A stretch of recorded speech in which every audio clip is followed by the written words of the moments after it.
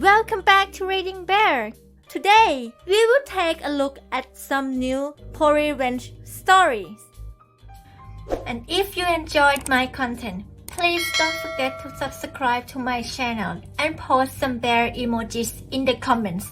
Let's go! The first one is titled, A Man Stands Up for Man's Best Friend.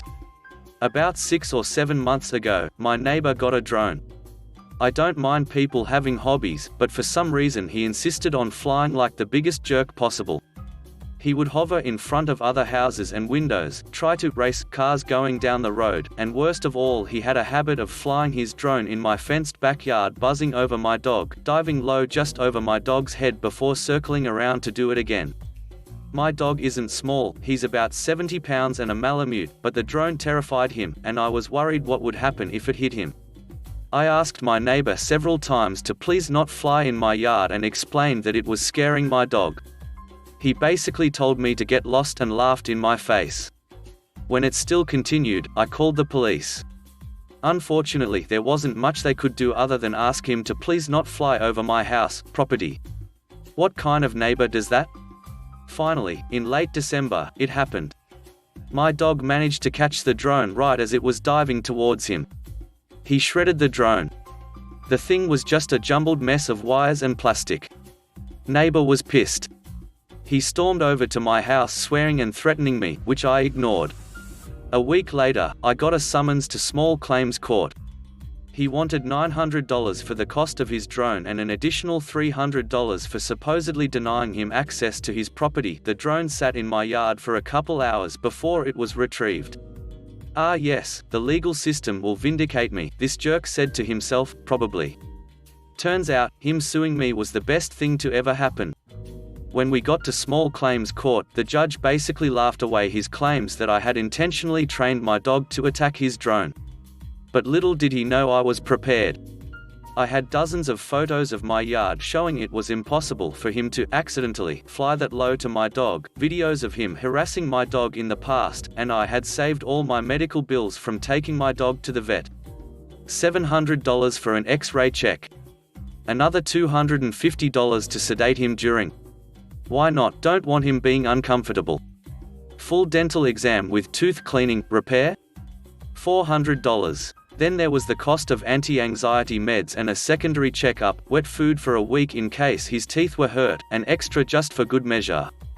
In the end, this jerk ended up owing me almost $2,000, and is now being investigated by the FAA for not having a registered drone and violating several FAA regulations concerning drone flight near an airport and close to other people. Enjoy never being allowed to fly drones again, jerk. The next one is titled, Leave Me Stranded in the Cold? Enjoy your last days as a teacher. So this story happened back in 2009, when I was starting my sophomore year, 10th grade for anyone unfamiliar with the term. It's more my parents' revenge and I have their permission to post it here. I'm reminded of it now because I was on a date recently and she asked me why I only had one hand on the steering wheel while we were driving to our destination. The answer to that is simple. I grew up on a farm and the first vehicle I learned to drive was my dad's tractor when I was 9. Yes, farm kids learn to drive very early on in life, especially if they're fast-growing beansprouts like me. Like many vehicles, tractors have the pedals for clutch, brake, and gas, and the steering wheel. In addition to those, you have the implement controls for the tools the tractor is pulling alongside the gear shift and engine speed. These are typically on the right-hand side and usually require you to keep one hand on them, with the other hand on the wheel. These days I drive an automatic transmission vehicle, but having driven tractors and large manual transmission trucks through the fields for so many years as a kid left me with the habit of resting my right arm on the center console, since there's nothing I need to do with it except maybe hold hands with my dates. This is something my dad does all the time when he and my mum are in the car together, either on their own or with me and my siblings in tow. And no, for anyone who is wondering, my phone stays in my pocket until I've reached my destination. Answering a text while driving is not worth mine or anyone else's safety. So back to the story. Entering sophomore year, I was now old enough according to my state's laws that I could take driver's ed, something my high school offered as an extracurricular class. I aced that class in every respect. until it came time to get in the car with the instructor. The driving portion of the class had 2 sessions each, one in the morning before school started, and one in the afternoon after school let out, with extra sessions on Saturdays to handle all the prospective drivers in the class. We were sorted alphabetically so our instructor, Mrs. Tyrant, had an easier time keeping track of us. She was a thin woman with a constant scowl, and despised pointless questions. I got a ride with a friend the Saturday morning. It was his and my turn on the list, alongside one other student. It was the weekend before Thanksgiving, and getting close to winter, but it hadn't snowed yet, and was therefore bone cold outside. Mrs. Tyrant was waiting inside the exam car with the engine running. The other student got out of her mum's truck once she saw us, and her mum and my friend's dad both drove away once we were in the exam car. I was going to be the first to drive that morning, with my friend and the other student in the backseat waiting for their turns.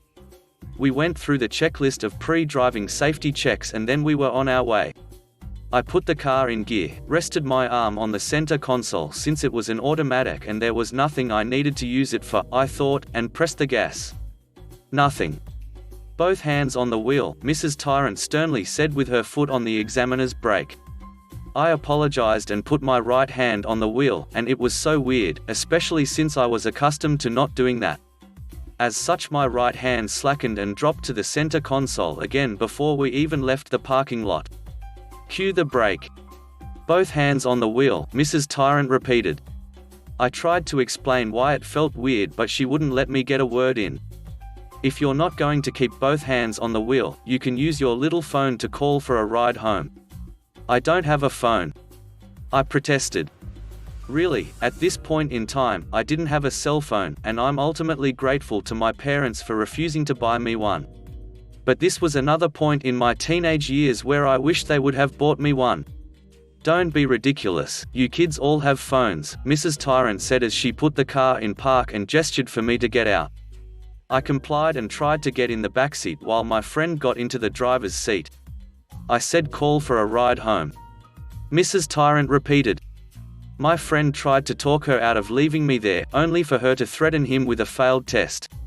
We all know what teenagers can be like, and he chooses the driving test over his friend.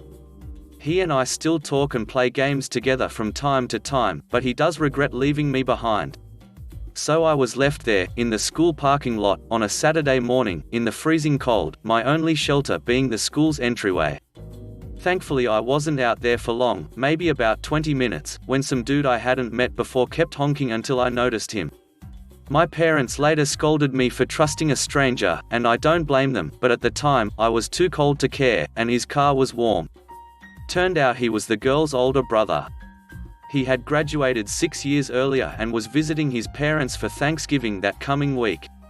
His sister, the other student, had frantically texted her family since she did have a phone to tell them that I needed help, and he came over to the school straight away to take me back to my house.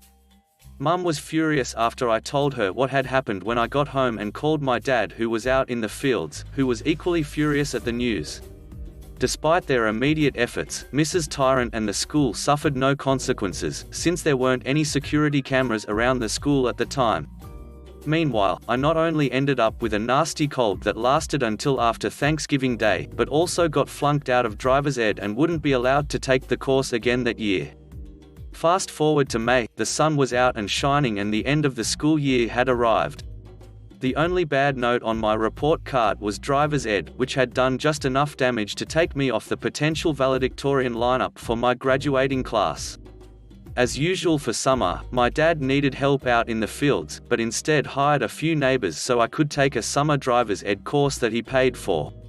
So I could be more useful around the place, he joked, but I knew it was because of Mrs. Tyrant failing me before I even had a chance, and that I had otherwise earned the privilege with my good grades.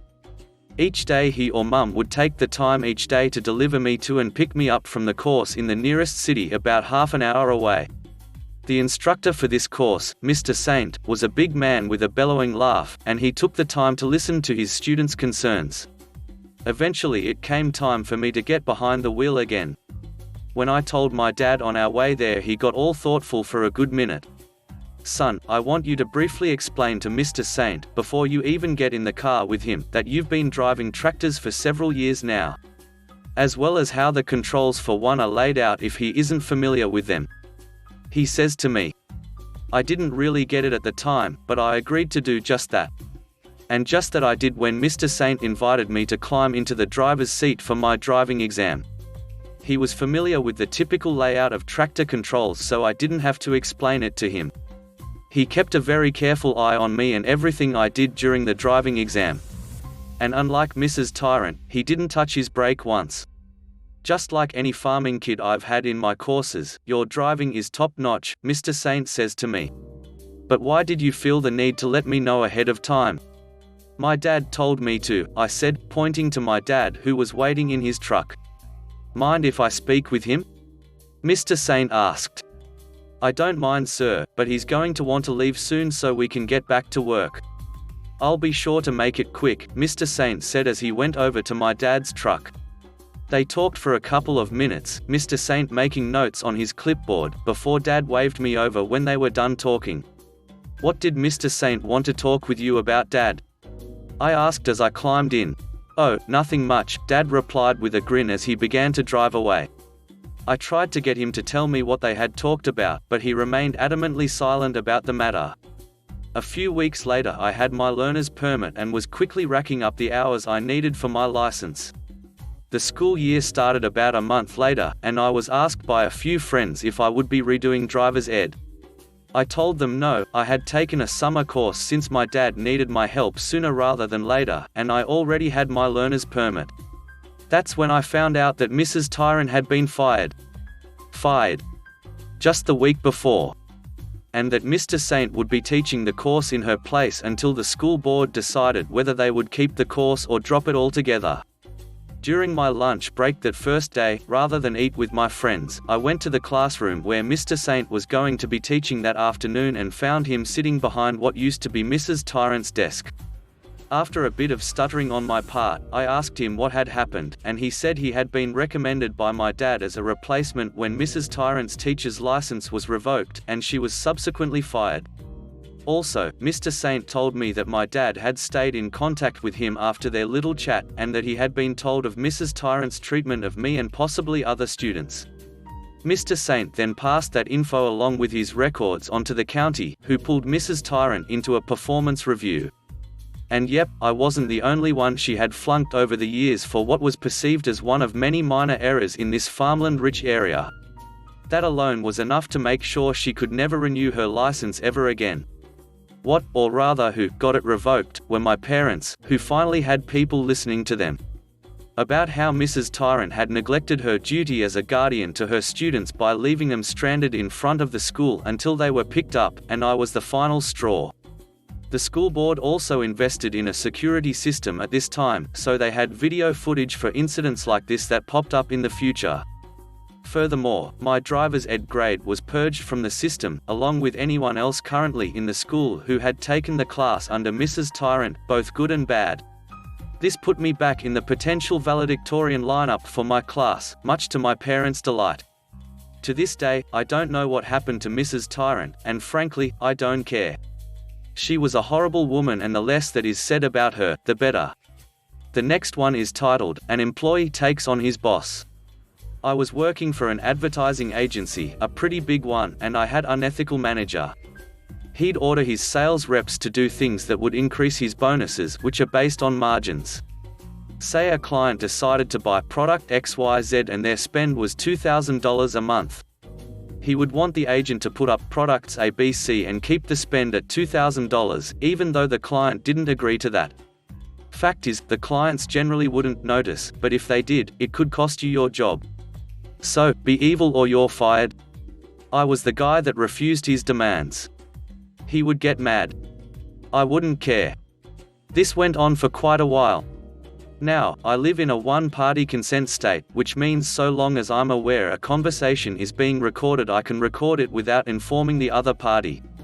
I had just upsold my largest client, making him even large, but I didn't sell the products my boss wanted me to sell. He demanded I switch things around. I refused. I told him I sold the client XYZ, what we'd agreed on. I'm not going to change that without the customer's permission. His exact words were, "Duck the customer, this is your largest client, I need him on ABC or I'm not going make my number. I'm sorry, but you and I both know ABC isn't right for this client and that's why he didn't buy it, you're fired.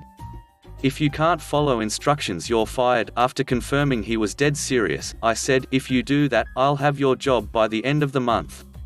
Next morning, I'm locked out of all our systems. I call tech support and get told I've been fired. Sometimes, the bad guys do lose. I call our regional vice president and tell him I have several recordings I think he should listen to. So I meet up with my RVP and play 6 different recordings that I had saved, showing my manager was pushing his agents to break the law. My RVP leaned back in his chair, and let out a sigh knowing he had to fire my manager. At which point I asked for my job back. He agreed that I would get my job back and asked me to take the week off and call him on Monday. He told me he'd talk to payroll and make sure I got paid for this week as well. That Monday, I came into our Monday morning meeting and my RVP was there. He informed the entire team that my boss had been fired and why. He also mentioned that if anyone wanted to apply for his job there was now an opening. So I applied, and after 3 rounds of interviews, got my promotion.